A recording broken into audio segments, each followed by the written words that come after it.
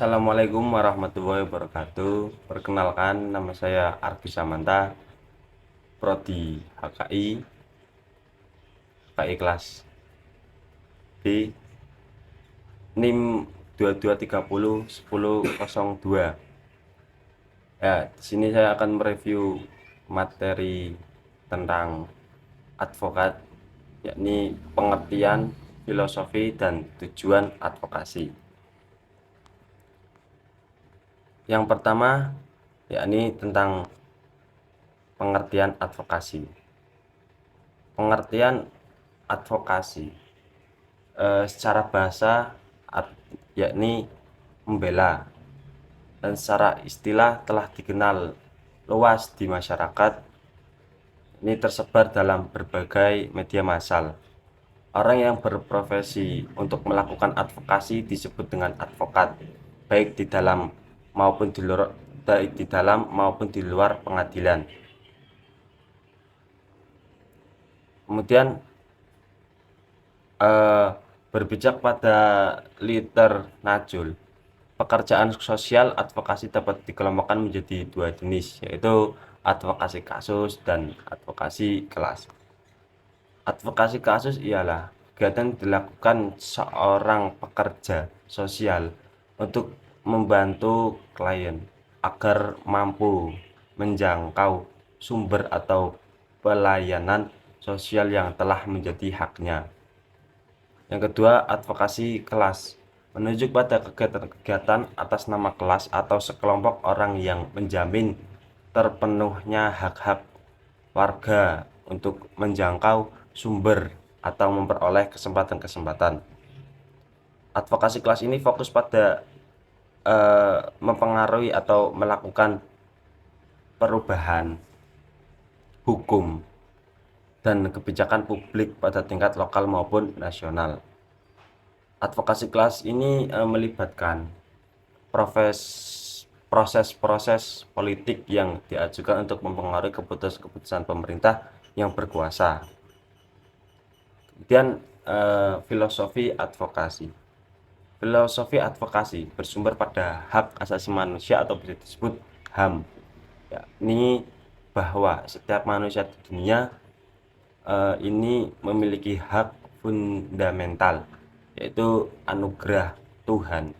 Hak tersebut melekat pada diri manusia dengan tidak memandang warna kulit, bahasa, agama, kepercayaan, etnik, ras, dan lain sebagainya. Pada dasar filosofi advokasi adalah bahwa setiap warga berhak memperoleh perlindungan dan negara setiap hak mendapatkan pendidikan, perlindungan hukum, meyakini sebuah agama, mendapatkan pekerjaan, penghidupan yang layak, hak memilih, dan lain sebagainya. Hal-hal itu secara tegas disebutkan dalam konstitusi negara kita.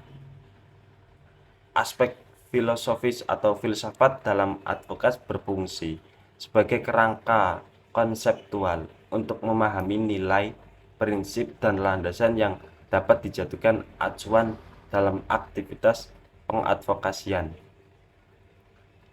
Ini juga relevan bagi peran seorang advokat dalam menciptakan perubahan sosial. Kemudian yang terakhir, yakni tujuan advokasi. Secara umum, tujuan advokasi ialah untuk membantu klien dalam memperoleh hak-hak pada proses penegak hukum, baik melalui pengadilan maupun di luar jalur pengadilan. Dengan adanya bantuan advokat, maka penegak hukum dapat terlaksana. Seorang klien dapat terhindar dari tindakan semena-mena. Penegak hukum dalam arti luas mencakup kegiatan yang melaksanakan dan menerapkan hukum serta melakukan tindakan hukum terhadap setiap pelanggar atau penyimpang hukum yang dilakukan oleh subjek hukum, baik melalui prosedur peradilan ataupun melalui prosedur arbitrase dan mekanisme penyelesaian sengketa lainnya. Kemudian ketentuan UU. advokat telah memberikan rambu-rambu agar profesi advokat dijalankan sesuai dengan tujuan untuk menegakkan hukum dan keadilan. Ini ada 8. Yang pertama itu untuk membangun suatu kesatuan sistem hukum nasional. Yang kedua, untuk menumbuhkan rasa tanggung jawab yang lebih besar dari pejabat-pejabat pemerintah atau birokrasi pada masyarakat. Dan yang ketiga, untuk menumbuhkan rasa partisipasi masyarakat yang lebih luas ke dalam proses pemerintahan.